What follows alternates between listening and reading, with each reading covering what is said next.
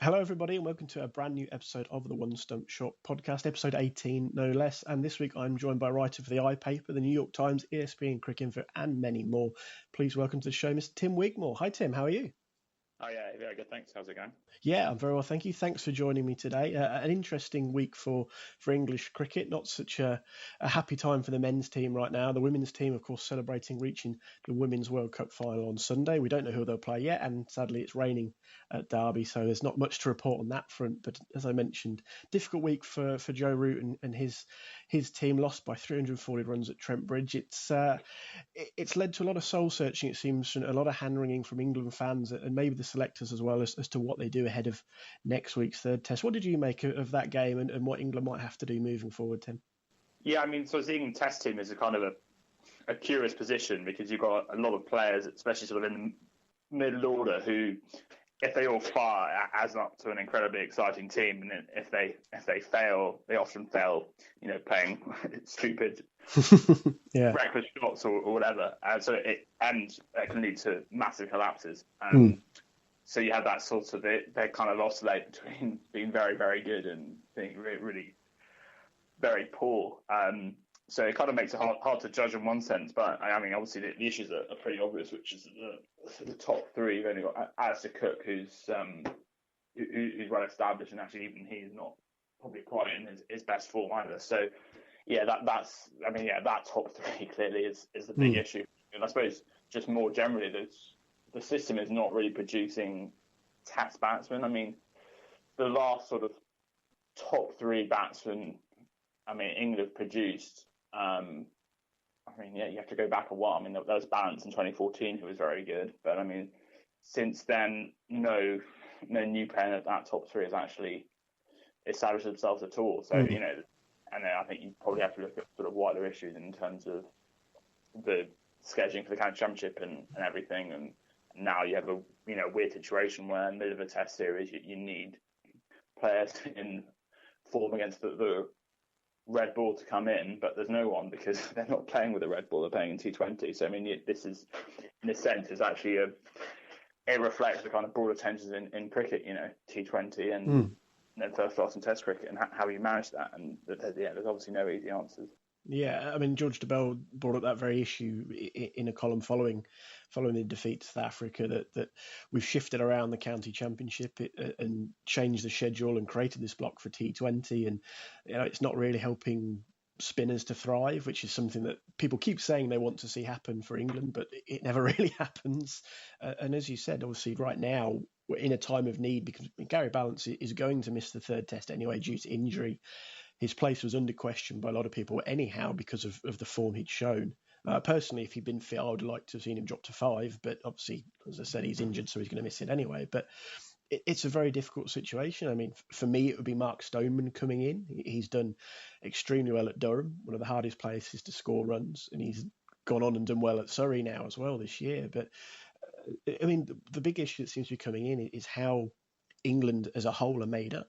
And you touched on this. I think they've struggled to find top order batsmen. They seem to have a very difficult relationship between white ball and red ball cricket, and part of that maybe comes back to the coach Trevor Bayliss, whose own record now is starting to come under threat. I mean, do you agree with the assertion some people have made that maybe there needs to be a split and Bayliss takes the white ball team and someone else comes in for the red ball team?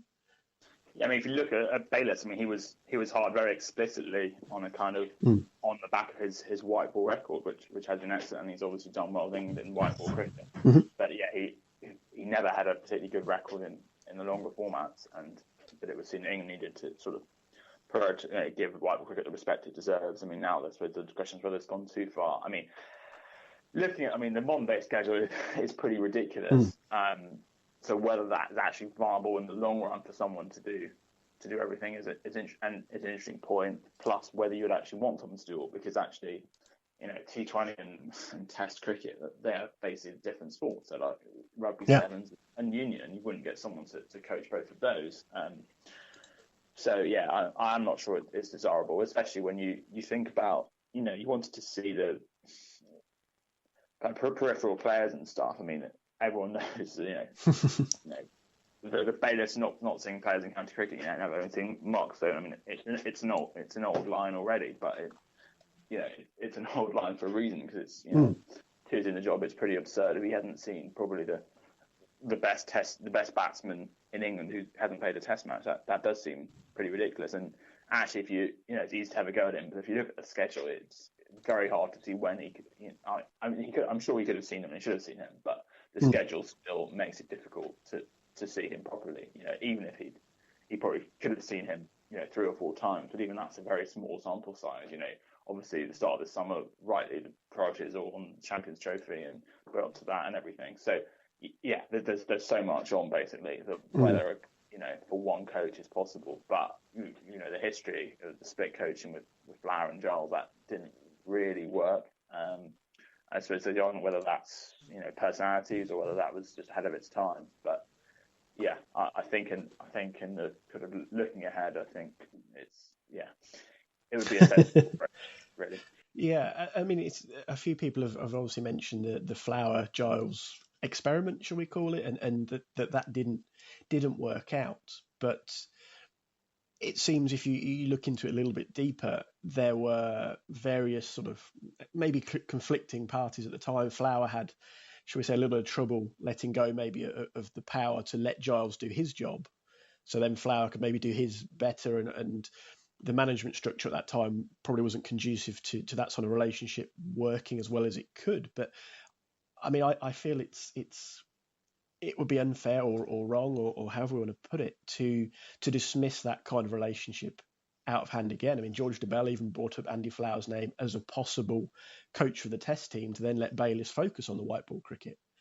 And Andy Flower now being, maybe should we say maturer or wiser. I mean, he's someone who's very much around the setup still, and coming back in now, having had that time out, would that be the best thing for the England team, perhaps? Yeah, I mean, it certainly wouldn't have to be him. Graham Ford would be an interesting option. Even Otis Gibson, Ram Prakash could potentially be elevated from the kind of specialist coaching role. So there certainly would be alternatives, I suppose. Yeah, and the Flower question is whether he's actually, whether in practice, if he was in that split role, he could adapt to it in a better way than he did before. Yeah, I mean, we can't know that, but I mean, certainly if England loses series or whatever, I mean, it comes a point. I mean, you take a step back, and the record of Bayliss in Test cricket is pretty abysmal, really. Actually, it's worse than Peter Moore's in both of his spells, really. Certainly since the start of 2016. So you kind of break that down. What is he really adding to the Test team as distinct from the one day team? And with the World Cup at home in 2 years' time, England see that as a kind of once in a generation opportunity to finally win a white ball trophy at home and galvanise cricket in this country. So his emphasis will be progressively even more and more on that after this Ashes anyway. So whether it will get harder and harder for him to be able to do both jobs adequately is an interesting point. It's interesting you bring up the Ashes. We did have a question come in from Oliver Inwards. Maybe this also ties into what we've just said about the packed schedule we've got this summer. And Oliver asked, do we think there'll be any surprises in the winter tour squad? If so, who? And would either any of the Currans or Overtons make it? And I sort of looked at the question and I had a little think about it, obviously ahead of us speaking. But it's so hard to tell what they will do in the winter because, as we've said, the summer is so packed. I mean, if the fourth test against South Africa, which is the final test against South Africa, goes the distance, that will finish on August 8th. Then they play the West Indies on August 7th, or starting on August 17th. And the last one-day game against the West Indies is the 29th of September. So we go right up to the end, and then there's maybe a month before they head to Australia and start the Ashes tour. And it seems to me that we're in such a state of flux right now, just in general, we're even heading into the third test, that it's really hard to predict which way England are going to go heading into Australia this winter. Yeah, I mean, I wouldn't really argue with any of that. I suppose on the Australia, you would look at bowlers who could adjust in those conditions. I mean, I just wonder if they'll think about looking at Jamie Overton. I mean, I know he's still pretty raw, but counter-hitters I've talked to say he's actually bowled the most threatening spells they've seen all season, and he is still he will concede runs as well. But arguably, if you have Broughton Anderson, you actually have you have two very disciplined bowlers, so perhaps you can afford someone who has, exciting attributes, but might spread it around a little bit. And yeah, I mean, England's pace bowling stock's not looking too brilliant actually either. It's about their sort of test bowling, but their test bowling as well is not in the best of shapes either. And you sort of have this, you take out the 1,000 wickets of Anderson and Broad, and potentially, Wokes having some injury problems, and you're kind of scratching your head a little bit. Yeah, there's this gap between the Andersons and Broads, and then kind of call it the next group, because obviously Jake Ball has shown potential, but is still very raw. Mark Wood hasn't had the best series against South Africa, but I think most people would say on his day he's a very destructive bowler, but that he's obviously still a little bit inexperienced and has had his own injury troubles, and there is that gap in the middle between the veterans of Broad and Anderson and the younger guys who show, as I said, show a lot of potential, but maybe have their little asterisks. What you say, Wokes with injury, Wood with injury, Ball, and even Roland Jones, if you include him, with inexperience. It's not insurmountable, but it's a testing problem or a testing issue for England to kind of bridge that gap almost. Yeah, absolutely, and that's sort of exacerbated because lots of the sort of fringe bowlers end up playing for England in white ball cricket, which actually limits the amount of championship cricket they have, and then it becomes hard to judge. I mean, the Liam Plunkett problem is interesting. He's become a fantastic bowler for England white ball cricket, but he arguably wouldn't even get in Yorkshire's full-strength championship team. And obviously, as he's not been playing championship cricket, it's hard to pick. It's hard to pick him for it. And you have kind of a curious situation there. Where actually, if you look at what he's done in international cricket, you would say on that basis, Plunkett would have a very good chance of making the Ashes squad. Yeah. His first class record the last couple of years. I mean, he's barely played. So on one level, you can't make a case for him. But if you look at the batsmen he's got out and how he's got them out in ODI cricket, he is actually a bowler who can get a very good international batsman out. Yeah, and I think Plunkett's a great example of this, where he's somebody who's can do extremely well in red ball cricket, or has the potential to do extremely well, but maybe his opportunities have been limited for one reason or another. And obviously, beside that, he's played a lot of white ball cricket for England, so it's very hard for him to make the case for Yorkshire for the reasons you've just outlined. So it's and it all actually kind of, you take those sort of examples, and it all actually points to the formats are kind of more and more specialised, really. So you have very, very few, but as already is happening, very, very few players who actually can make a crossover. Even now with Joe Root, seems to have decided they kind of want to phase him out of the T20 side because, I mean, you've got World T20 and not until 2020. So sort of what's the point of playing him now? Because he needs rest. And B, you just have, can he actually, if he's, England Test captain, have got all that on his load, especially England play more Test cricket than any other nation, how can he combine that with, becoming as good a T20 batsman as he needs to be? And I'm sure he could be if he devotes himself to that. So, yeah, the schedule is creating lots of tough choices for players and selectors alike, really. Yeah, I slightly drag this out a little bit further than I'd intended to, but has this also potentially hamstrung England's ability to create some diversity in its bowling attack? Because David Willey is arguably the best left-arm bowler in the England frame, shall we say, right now. But obviously, again, like Plunkett, he's played a lot of white ball cricket and limited overs, but not as much long format cricket. So this is someone who could be a even if you just look at him as a strong variant bowler, because he's a left armer as opposed to the Andersons and Broads and Wokes of the world. But England have limited his chances to develop as a longer format cricketer by virtue of this kind of pigeonholing players into certain boxes.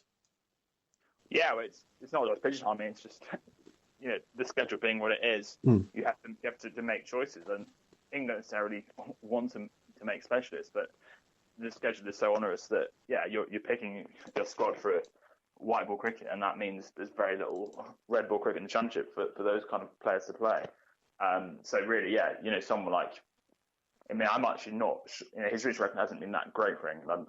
I kind of don't think he's necessarily that good or as a bowler, but he's still kind of indicative of basically when you break through in one format, whichever it is, it kind of, you probably become stronger in that format, and weaker in the other, because you're playing one, you're not playing the other, so it kind of becomes self-perpetuating really, and you just have lots of players I think could almost have had two different careers, whether just almost by luck, whether they were picked first in red ball or white ball cricket for England, but as soon as they're picked in one, the road very much seems to carry on down there, and if they're picked in white ball, they'll get more and more obviously T20 leagues and stuff, so financially it becomes their incentive to specialise, and almost without knowing it, they end up in a situation where they play 3 or 4 games of first-class cricket a year, and clearly in that position, as Owen Morgan has proved, is no way of getting ready for Test cricket, really.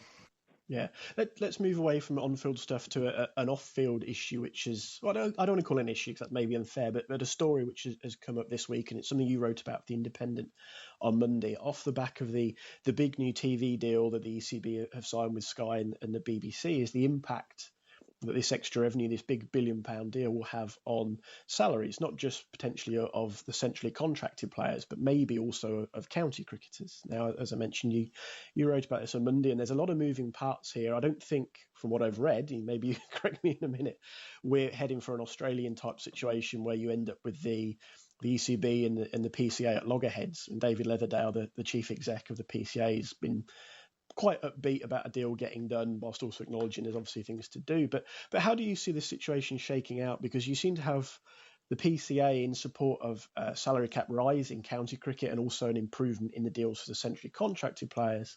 But then there are counties which understandably don't want to see the cap rise and kind of this conflict we maybe have that needs to be worked out. How do you see that situation playing out, Tim? Yeah, I mean, so from what I've talked and stuff, the vast majority of counties do not support the salary cap increasing, by anything more than in line with inflation. Purely because there's only really Surrey at the moment who are fighting against that cap, and there's a worry that if you increase the cap, well, inevitably the difference between what counties can afford to pay their players will increase, so you actually get competitive balance in county cricket being eroded, basically. And more of a move, which we're already seeing a little bit of, sort of super squads and things of, where you get, county second 11s beating other counties. I think already, some county second 11s of the top counties would probably beat teams like Derbyshire and Leicestershire, to be honest. And basically, there's this tension about that.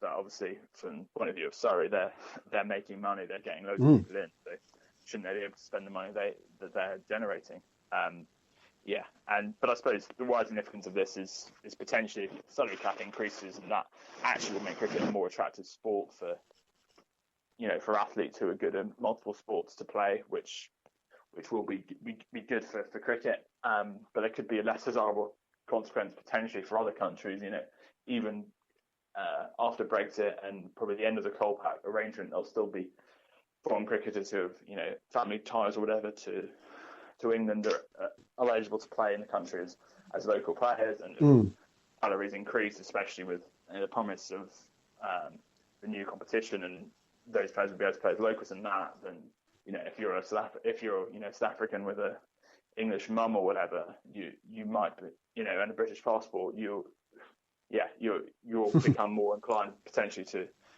leave South Africa for good. So interesting story and touch.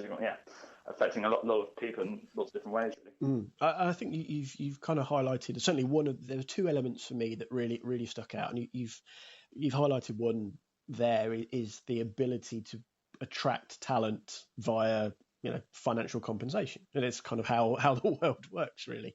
And as you said, with the new T20 competition, the ECB has said they want to keep the T20 Blast going as well, and then obviously you have the conflict with the Caribbean Premier League. So the ability to compete on a financial footing is important, not just for potentially these new franchises, but also for the existing counties, and certainly for teams. You mentioned sort of Leicestershire and Derbyshire, and these are clubs which have almost targeted the 2020 Blast as their best chance of success, and we've seen that with Northants. So their ability to bring in, a Luke Ronke, for argument's sake, is important to them. The other thing that really stood out for me, especially against the backdrop of what we've seen with Kola Cadmore this summer, is the possibility of a more formal transfer system, to coin it that way, being introduced with, and again, this ties into what you said about the richer counties, the Surreys, maybe the Nottinghamshires and so forth of this world, being able to use their financial clout, not in terms of a higher salary cap, in a different way. And I mean, we've seen plenty of players go from, say, Leicestershire to Notts. And I mean, does this idea of a transfer system, is that something which would be more palatable to the smaller counties, so they're getting some sort of financial compensation back, and they're not just being, well, they are being outmuscled financially, but in a different way, where they're actually receiving something back from the bigger counties? Would that be a more palatable system, do you think? I mean, to be honest, we already have a transfer system. It's just, I think it could become more formalised and more frequent. I mean, often counties do, England performance payment is pretty good. So if the county develops a player, and then, if Mark Stoneman now is picked for England, that payment will go to Durham, and rightly so. Well, it won't go to Durham for different reasons. But in principle, yeah, exactly, which is right. I think it just means that could happen a little bit. That will happen more, and it's not really. I mean, it's a change of degrees, but it's already happening. It just probably like to become a bit more frequent. It all kind of points to the bigger counties and potentially that gap increasing. Although I suppose on the 220 issue, people I've talked to actually think that from 2020, when we have the blast before the new competition, the fact that we play alongside the county championship will actually benefit the smaller counties again. Because I mean, the last 5 years, half of the quarter-finalists have been in the second division, and until this season, we haven't had a block. And basically, the idea is that if you have the two competitions being played concurrently, championship and T20 Blast, if you're Northampton or whatever, you can sort of you can prioritise the T20. You can tailor your overseas players towards that. Occasionally, you can rest players. Plus, actually, Division 2, lots of games finish in 3 days. So you've had games regularly Sunday till Tuesday, whereas in Division 1 cricket often not finishing until 5:30 on Wednesday after a long 4 days, and then you've only got a day to prepare. So actually, that sort of helps to level the playing field. And I reckon that actually could come back again when we have who I've got now, but that will end when we have the new G20 comp. Let's move away from English cricket to a bit more of an international subject. Obviously, the issues in Australia with the contract situation are well publicised at the moment. It's resulted in Australia A pulling out of the Tour of South Africa later this month, with Afghanistan A stepping in. They'll face South Africa A and India A in a tri-series tournament which starts on July 26th. Obviously, Afghanistan and Ireland were made full members quite recently, and I'm for one, I'm thrilled to see Afghanistan stepping in to take Australia's place in this tournament. I'm not trying to kick the Aussies while they're down and upset fans, but I think this is a great opportunity for Afghanistan to get involved in or at least at A level, to get involved in a big tournament against two big nations, and for their young players to gain some experience. I mean, what sort of opportunity do you see this as being for the Afghan team? Sorry, what was that? Well, for Afghanistan to step into this A tournament with South Africa and India in Australia's place, how important are these opportunities going to be to Afghanistan and hopefully Ireland as well in terms of working their way up and becoming more competitive as full member nations? Yeah, I mean, it's absolutely vital, because the way you improve in cricket, as in basically anything, is playing competitively and test yourself in different conditions and everything. I mean, we saw with Kenya. I mean, Kenya, who reached the World Cup semi-finals in 2003, they played 5 ODIs in 2 years after it. So obviously they completely collapsed on the pitch because they weren't getting any opportunities to improve. And an A tour is almost even better than a full tour, because it allows Afghanistan to row the players under their full team. And Afghanistan, actually, their depth is staggering. So I think in March, when they beat Ireland by an England Intercontinental Cup game, their A team also beat India under-23s, who were basically a full-strength India under-23s with full of good first-class players. They also beat them on the same day, which really shows an incredible amount of talent and depth there. But obviously, they'll be probably Afghanistan hope to play the first test end of this year. It might be early next year. Ireland will probably play theirs in 2018. And yeah, the history of Test cricket shows it's very hard to start out and be competitive. They need as many matches as possible.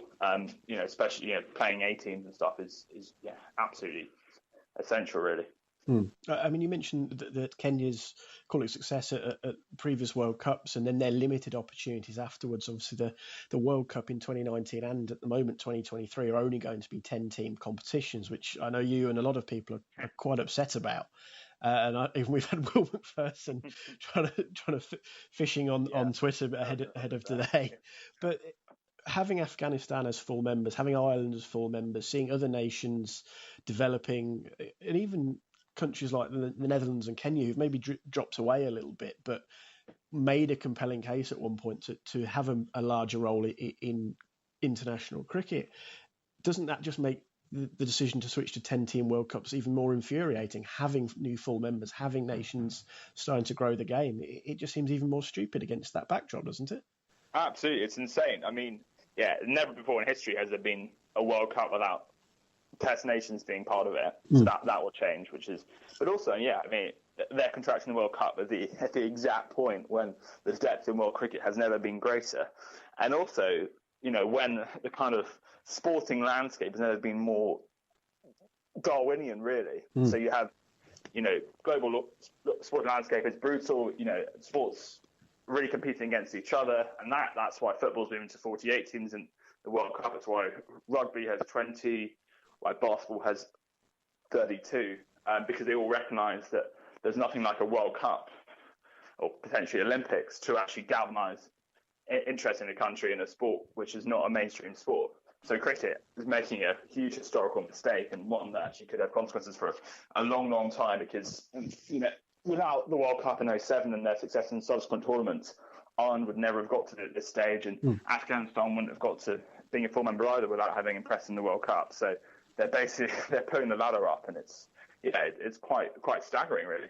Yeah, I mean, it is very frustrating, as I alluded to before, and you've mentioned that there was a point where Kenya were on the cusp, I think, of doing greater things. I thought the Netherlands were a better team a few years ago. As I said, they seem to fall away a little bit, but it's this frustratingly sort of long game that the ICC seem to play in terms of pulling or bringing newer nations through. And they obviously did it with Bangladesh. It's taken Bangladesh, as you would expect, some time to get to where they are now. And they obviously had quite a good Champions Trophy, and they're much more competitive as a test nation. That is going to take time, and that's to be expected. But as you said then, it's frustrating the way the ladder has been pulled up. I can't think of a better way to put it. You've brought these teams in and helped them develop, and they're obviously very keen to see it grow in America and other parts of the world, partly for economic reasons, which I'm not going to be snippy and sniff at, because you need the financial clout to help grow the game and for it to survive. But contracting the World Cup just doesn't make sense in that context. No, it's just incredibly short-sighted. Really, yeah. And for Beckley, what's happened is on Afghanistan being elevated to full members, in a sense, the ICC have got a good news story for expanding cricket. And the danger is that it's actually used almost whenever bad decisions like the lack of teams in the main stage of World T20, which is really only a 10-team event as well, the World Cup, etc. Whenever bad decisions people are criticised, they can say, well, at least we've given 2 new teams test status. But actually, these teams might only play 2 or 3 tests a year each. So what's that? It's basically Zimbabwe Light almost as a new membership category. And so it's not really about just on Afghanistan. It's about there's 105 members of the ICC. So it is just completely insane, not to give more opportunity. And these teams are improving; they're improving rapidly. And if you want them to get more government support, well, governments are not going to be attracted to a schedule that involves paying a few, bilateral matches without, any people really watch. A World Cup is a unique opportunity to thrust the sport, into the public consciousness in a country. So I mean, ICC. They preach about trying to globalise the sport and stuff. But it's not good enough. And all other sports, sometimes I talk to people in other sports and things like that, and they're all absolutely baffled. And they're sort of laughing at cricket a little bit. Something like rugby, which historically has had a fairly similar kind of colonial base to cricket. You know, they are just staggered why cricket has half as many teams in its World Cup and why it's obfuscating on the Olympics. The Olympics is just free money basically to a sport. Yeah, it's incredible how short-sighted cricket's being, really. Yeah, and it does. It seems crazy to me that you kind of cut certain nations' legs off at the knees almost, because, and we've seen this with other sports. You need to be in with a chance of competing with the best for governments to take interest and help support those cricketing bodies. And we see it in England all the time. People say, well, why does cycling get X amount of pounds when other sports don't? It's like, well, cycling wins gold medals.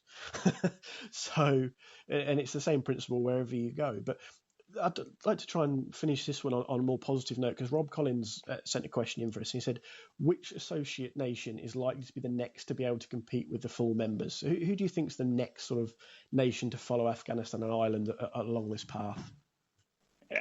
Excellent question. I'm a bit of a cynic. I'd always look at sort of the politics that behind the ICC.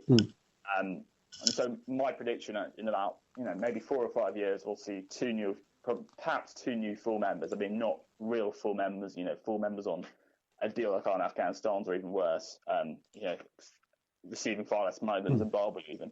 I think geographical kind of balance, you can see Scotland and Nepal, which, it's similar sort of deal to in Afghanistan. And Cricket and Strong has a good history and more cricket clubs than rugby clubs, and everything. There's a pretty decent there's excellent infrastructure there. There's no reason they can't match Ireland at least. Nepal is actually fanatical about cricket. Some of the pitches 15,000-20,000 rammed in to match in World Cricket League Division 3 there or whatever. So you have a huge fan base there, and they've had terrible administration and obviously some wider difficulties. But in terms of number of people who are playing the sport there and everything, and enthusiasm, huge potential. Yeah, and Nepal's one I've seen mentioned a few times. It's interesting to hear you mention Scotland though. That's because they obviously been involved in domestic tournaments with the counties, and as you said, geographically it makes sense with England and Ireland nearby, and obviously you can get anywhere in the world now via various means. So it'd be interesting to see what they can do. And I'd never realised they had more cricket clubs than rugby clubs. I must admit, that wasn't something I was aware of. So learn something new every day. They've got more cricketers than Ireland as well. So really, there's absolutely no reason why they can't be at least as good as Ireland. I mean, They're not sure whether they want to go down the Test cricket route, but Test cricket will probably be a smaller part of the sport going forward anyway. But certainly in ODIs and T20, I think they could become a very competitive team. Yeah. Just to finish, Tim, there's one story which has cropped up overnight, which I think, having spoken briefly off air about it, we're probably both in agreement that in reality it's probably nonsense, but it's the way that these stories spring up these days with 24-hour news cycles, is the idea of Kevin Peterson playing for South Africa at the 2019 World Cup. He scored 52 off 35 balls for Surrey against Essex in the T20 Blast on Wednesday.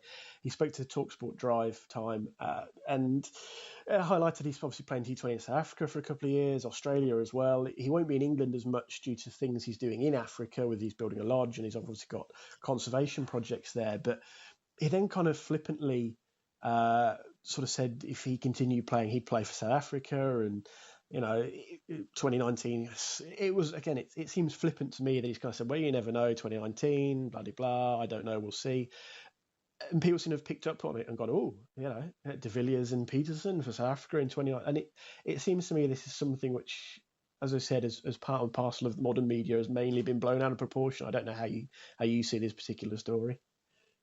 Yeah, I mean, I was there yesterday, and it was obviously great to see him back in England, and he was a bit rusty, then he hit 4 sixes and 5 balls with armour, and it was great to see. But no, clearly he's not going to play for South Africa. I mean, I don't think it's him. I think it's the thing about KP. I think the only thing he likes less than being criticised is being ignored, and he knew by saying that he wouldn't be ignored. But clearly, I mean, he'll be almost 39 by then. He hasn't actually played a 50-over game for 4 years already, and I don't think A, he'd be good enough. I don't think B, South Africa would pick him, and yeah, it's a nonsense story. Yeah, no, I think as I said, I think we're in agreement for that. Well, Tim, it's been brilliant to have you on. Thank you very much for joining me today. Where's the best place for people to find you? No, just Twitter's fine, but yeah, just see my relentless self-promotion. Perfect. Tim, thank you very much for your time. Okay, cheers. Thank you.